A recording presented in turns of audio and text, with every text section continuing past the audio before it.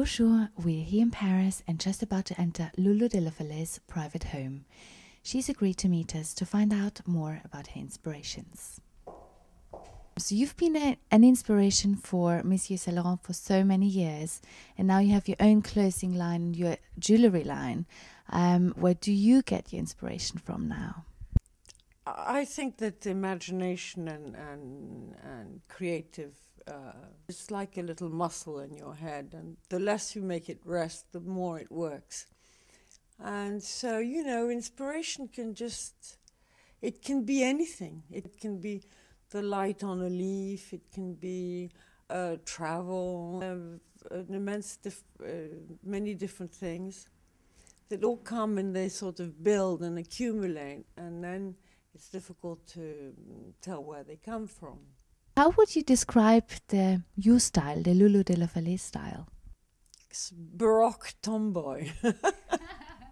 I've always dressed a little bit like a boy, but with lots of jewellery and colour and patterns. So. Colour is very important to you. I mean, I can see in your house, I can see in your jewellery. How do you work it into your jewellery and into your surrounding, and why? Well, I think colour is life. Colour brings light or shadow if it's a dark colour. I've always been surrounded by colour, and maybe the fact of coming from slightly northern, rainy countries means that you want to take the drab out of the scenery and make it more fun. So maybe this is an inevitable question, but still, do you have a favorite designer? And if yes, who is it?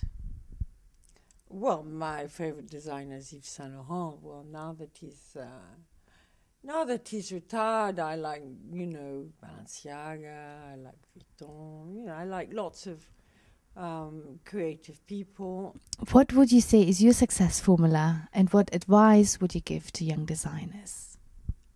I would give young designers the advice to start off by dressing their friends of their own age, rather than immediately fantasizing on worlds that are disappearing.